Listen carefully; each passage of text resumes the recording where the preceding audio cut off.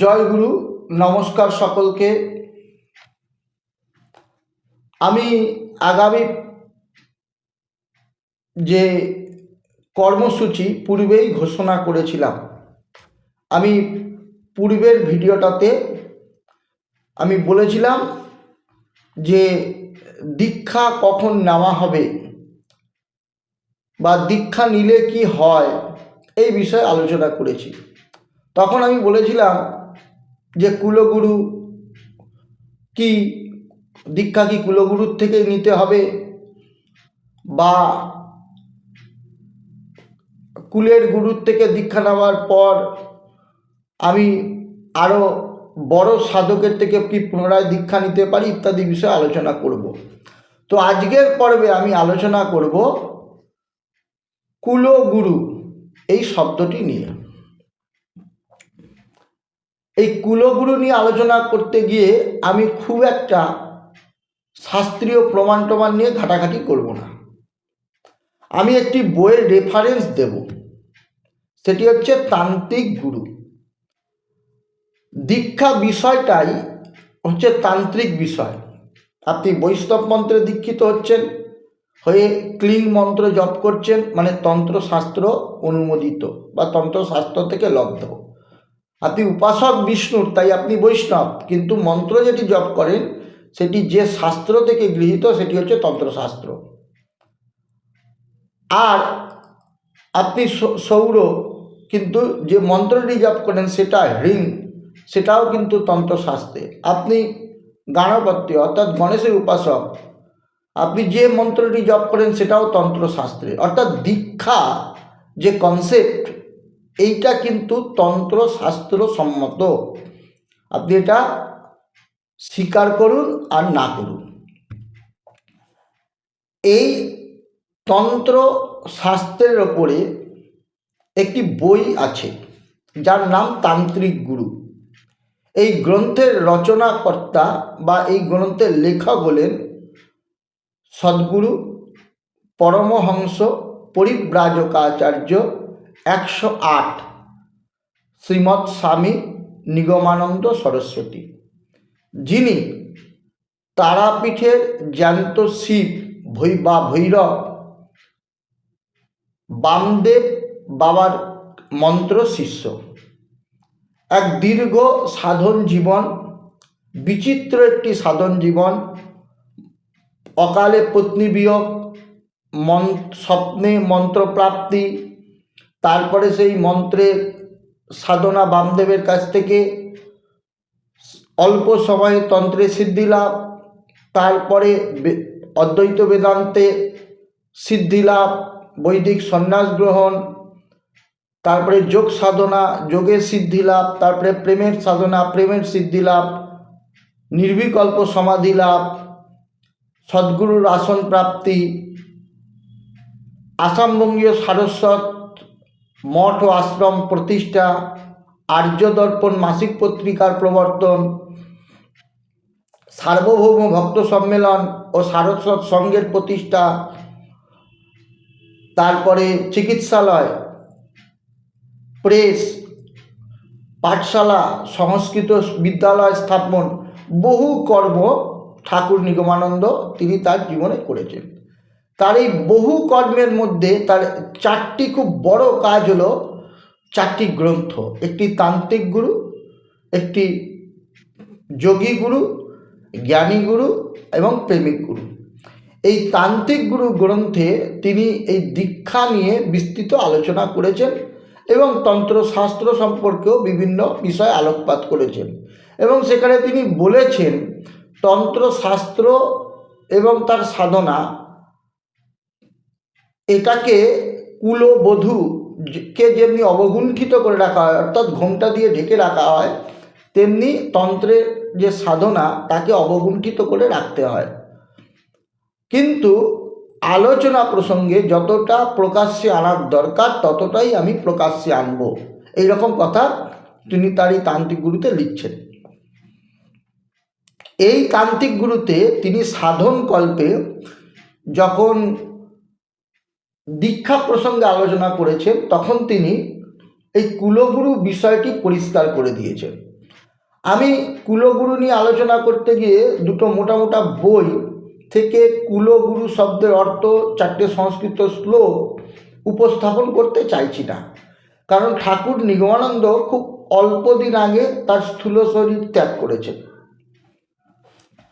তো এই যুগের মানুষই সহজ এবং সরলভাবে যেটি বোঝেন সেই রকম সহজভাবে তিনি বলে দিয়ে গেছেন কুলগুরু শব্দের অর্থ। এবং এটি তো তিনি অন্যের মুখে ঝাল খেয়ে বলেননি, তিনি নিজে একজন তন্ত্র সাধক, তিনি সাধনা করেছেন, তিনি তার সাধনার লব্ধ জ্ঞানকেই এই গ্রন্থের মধ্যে স্থাপন করেছেন, প্রকাশ করেছেন। তো তিনি এই কুলগুরু সম্পর্কে যেটা লিখছেন, বলছেন কি, একটু ভালো করে শুনবেন। কুলগুরু শব্দের অর্থে আপন আপন বংশের গুরু নহে, কুলাচার সম্পন্ন সৎ কৌলই কুলগুরু। অর্থাৎ কুলাচার, এই কুলাচারটা আবার একদিন আলোচনা করব, কুলাচার বিষয়টি কি। কুলাচার, কুলের আচার, এই কুল বিষয়ে আমি বললাম যে পরে আলোচনা করব, কিন্তু নিগমানন্দ যেটা বলছেন আমি সেটাই বলি। অর্থাৎ যে কুলাচার সম্পন্ন সৎ কৌলই কুলগুরু। অর্থাৎ তোমার বংশে যিনি পূর্বের যে বংশধর ছিলেন বা পূর্ব যারা ছিলেন তাদেরকে দীক্ষা দিয়েছে, এইরকম গুরুর থেকেই দীক্ষা নিতে হবে এই রকমটা নয়। বলছে যে কুলাচার সম্পন্ন সৎ কৌলই হচ্ছে কুলগুরু। এরপরে বলছেন অকুল ভবসাগরে সকলেই ভাসিয়া বেড়াইতেছে। ঠাকুর নিগমানন্দ বলছেন যে এই জগৎটা হচ্ছে একটা ভবসাগর, সাগরের মতো, এখানে আমরা সকলেই ভেসে বেড়াচ্ছি। উহার মধ্যে যিনি কুল পাওয়াইয়াছেন বা পাইয়াছেন তিনি কুলগুরু। তাহলে আমরা সকলেই ভেসে বেড়াচ্ছি, কিন্তু কোনো কৌল তিনি তার সাধন শক্তি বলে একটি কুলকে পেয়েছেন, কুলকে আশ্রয় করেছেন, তিনি হচ্ছেন কুলগুরু।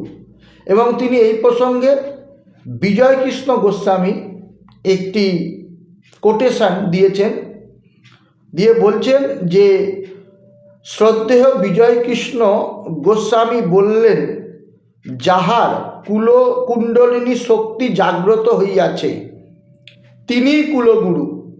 সুতরাং এই গুরু পাওয়া ভাগ্যের, এবং যারা পাইয়া পরিত্যাগ করে তাহাদের মতো হতভাগ্য কেউ নাই। তাহলে এই আলোচনা থেকে, একজন সাধকের এই বক্তব্য থেকে এটা পরিষ্কার যে কুলগুরু মানে এই নয় যে তোমার বংশে যিনি পূর্বে কাউকে দীক্ষা দিয়েছেন তার নিকটই দীক্ষিত হতে হবে। কুলগুরু মানে যিনি কৌল এবং সদাচারী, কুলাচার সম্পন্ন, সৎ কৌল, ব্যভিচার করেন না তন্ত্রশাস্ত্রকে নিয়ে, সেই রকম লোকের থেকে দীক্ষা নেবে, তিনি হচ্ছেন কুলগুরু। এই যে আলোচনাটি তিনি করেছেন, এর সাথে সাথে তিনি এই প্রসঙ্গে আরও বলছেন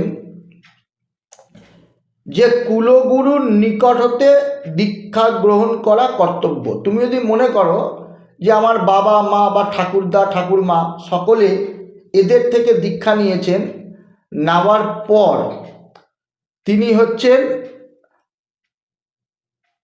দীক্ষা নিয়েছেন, তো আমি যদি এই গুরুদেবের থেকে দীক্ষা না নিই তাহলে আমার বাবা মা কষ্ট পেতে পারেন, আমার যারা বয়সে বড় তারা কষ্ট পেতে পারেন, গুরুদেবও মনে করতে পারেন আমাকে অপমান করছেন। তো তুমি সেই সমস্ত ক্ষেত্রে বলছে যে কুলগুরুর নিকট হতে মন্ত্রগ্রহণ কর্তব্য, এই প্রসঙ্গেই তিনি বলেছেন।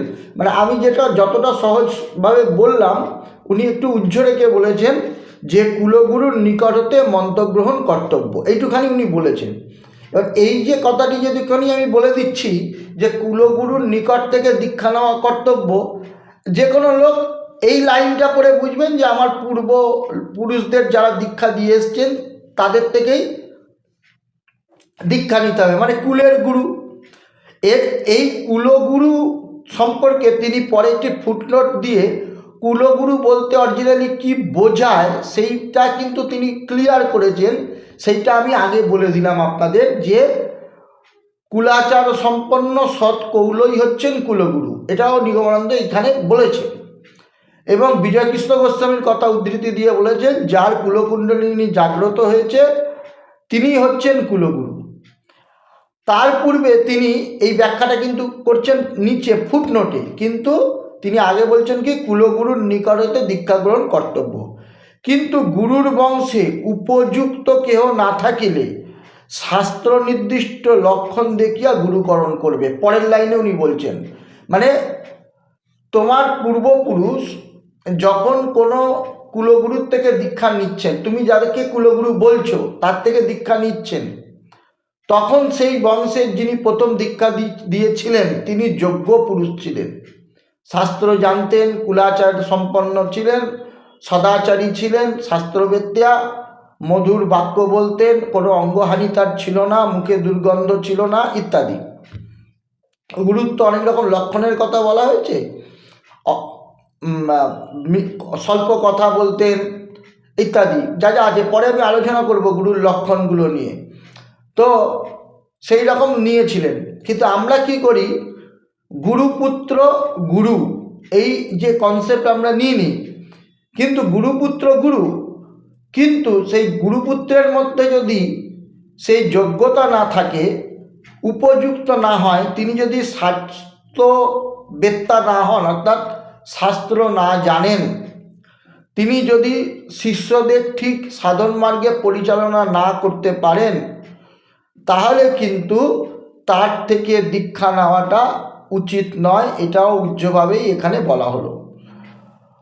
এরপরে উনি বলছেন তন্ত্রশাস্ত্র অতীব দুর্গম বিষয়, সুতরাং সমোপযুক্ত গুরুর আবশ্যক। গুরু উপযুক্ত হইলেই হবে না, শিষ্যেরও উপযুক্ততা আবশ্যক। মন্ত্রের গতি ও কম্পনের সহিত আধ্যাত্মিক শক্তি শিষ্যে সঞ্চারিত হয়, যিনি গুরু তারই এই শক্তি সঞ্চালনের ক্ষমতা চাই, এবং যিনি শিষ্য তারও এই শক্তি গ্রহণের ক্ষমতা চাই। বীজ সতেজ ও ভূমি সুন্দর রূপ কর্ষিত না হইলে সুন্দর বৃক্ষের উৎপত্তির আশা নাই। যদি ভূমি যদি মানে যে বীজ মন্ত্র গুরু দেবেন, কোথায় দেবেন? শিষ্যের ওপর। তার শিষ্য হচ্ছে একটা উর্বর জমি হতে হবে। আমরা যখন শস্য চাষ করি, যদি উর্বর জমিতে শস্যের বীজ না বপন করি তাহলে উৎকৃষ্ট বৃক্ষ হবে না, ফল ভালো হবে না। তদ্রূপ বীজ মন্ত্র যোগ্য শিষ্যে না দিলে মন্ত্রের ক্রিয়া হবে না, এবং যিনি গুরু তারও যোগ্যতা দরকার, কারণ তাকেও তিনি যে মন্ত্রটি দেবেন সেই মন্ত্রটা যেন সতেজ মন্ত্র হয়। এবং গুরু দীক্ষার সময় তিনি তার সাধন শক্তি শিষ্যের শরীরে সঞ্চারিত করেন। তাই জন্য কি বলছেন যে শিষ্যের শরীরে একটা আধ্যাত্মিক শক্তি সঞ্চার করেন, তাতে শিষ্যের মধ্যে একটি কম্পনের সৃষ্টি হয়। তো এই যে বিষয়, এই বিষয়টি আগে পর্বে আমি বলেছি, আবারও রিপিট করছি, আপনাদের অবশ্যই মনে রাখতে হবে যে এই বিষয়গুলো আপনাদের মাথায় রাখতে হবে দীক্ষা গ্রহণের পূর্বে। নিজেকে যোগ্য করে তোলা, কারণ আগেই বললেন ঠাকুর মহারাজ যে যোগ্য ভূমিতে বীজ না ফেললে, অর্থাৎ উর্বর জমিতে বীজ বপন না করলে বৃক্ষে মানে সুন্দর বৃক্ষ প্রাপ্তি সম্ভাবনা কম থাকে, ভালো ফসল উৎপাদনের সম্ভাবনা কম থাকে। তাই যে বীজ আমার মধ্যে সঞ্চার করবেন গুরুদেব, তাহলে আমাকে আগে যোগ্য হতে হবে, এবং গুরু যিনি বীজ দেবেন তার সেই বীজটিও সতেজ হতে হবে। তাই গুরুকেও সাধন শক্তি সম্পন্ন হতে হবে এবং শিষ্যকেও সেই আধারের হতে হবে। তাই দীক্ষা নেওয়ার আগে নিজের বর্ণচিত বর্ণাশ্রমোচিত ধর্ম পালন, সৎসঙ্গ, সাধু সঙ্গ, শাস্ত্রপাঠ, ঠাকুরের নাম কীর্তন ইত্যাদির মধ্যে নিজেকে নিয়োজিত রেখে চিত্তশুদ্ধি অত্যন্ত প্রাসঙ্গিক। আশা করি কুলগুরু বিষয়ে যে বক্তব্য, সেই বক্তব্যটি আপনাদের কাছে পরিষ্কার হয়েছে। যদি আপনার পরিবারে যিনি দীক্ষা দিয়ে আসছেন তাকে আপনার মন থেকে মনে হয় যে যিনি স্বাস্থ্যবেত্তা নন, এবার সেই মনে হওয়াটা আবার ঠিক হতে হবে।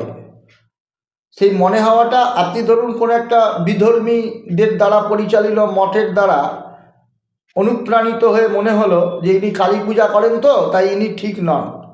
তো বিধর্মীরা ওখানে অনেক রকম খাওয়া দাওয়া, সবসময় নাম কীর্তন, একটা আমোদ প্রমোদমূলক জায়গা, সেটা দেখে খুব প্রভাবিত হয়ে গেলেন। আর যে আপনার কালী উপাসনা করছে লাল জবা দিয়ে, তাকে দেখে আপনার মনে হলো যে এ যোগ্য নয়, তাই আপনি ত্যাগ করলেন, সেটা পাপ হবে। যদি সত্যি সত্যি আপনার কুলগুরু শাস্ত্রবেত্তা না হন, তখন আপনি অন্য যোগ্য লোকের কাছে যেতে পারেন, আদারওয়াইজ যাওয়ার কোনো যৌক্তিকতা নেই। শাস্ত্র যেমনি যোগ্য কুলগুরুর থেকে দীক্ষা নেওয়ার কথা বলেছেন, সেই কুলগুরু যদি অযোগ্য হয় তার থেকে না নিয়ে অন্যর থেকে নেওয়া যেতে পারে, এই কথাও শাস্ত্র সম্বোধন করেছেন। সুতরাং এই হচ্ছে কুলগুরু বা কৌলগুরুর কনসেপ্ট। আশা করি ক্লিয়ার করতে পারলাম। এরপরে আমি আবার আলোচনা করব যে কুলগুরুর থেকে দীক্ষা নেওয়ার পর অন্যের থেকে আবার দীক্ষা নেওয়া যায় কি না। নমস্কার সকলকে, সকলে ভালো থাকবেন। পরবর্তী পর্বে আলোচনায় থাকব এবং আপনারাও আশা করি আমার সাথে থাকবেন এবং আমার এই বক্তব্যকে শুনে যদি আপনারা তান্ত্রিক গুরু পড়েন আরও বেশি জ্ঞান লাভ করবেন, এই আশা আপনাদের কাছে রাখি। এবং ঠাকুর মহারাজ বারবার বলেছেন, আমার 4টি গুরু যদি কেউ ঠিকভাবে অন্তত পাঠ করে, তার মুক্তি মোক্ষ করতলগত হয়ে যায়। তাই যাদের সংগ্রহে আছে তো খুব ভালো, যাদের সংগ্রহে নেই তারা চট করে কিনে নিন তান্ত্রিক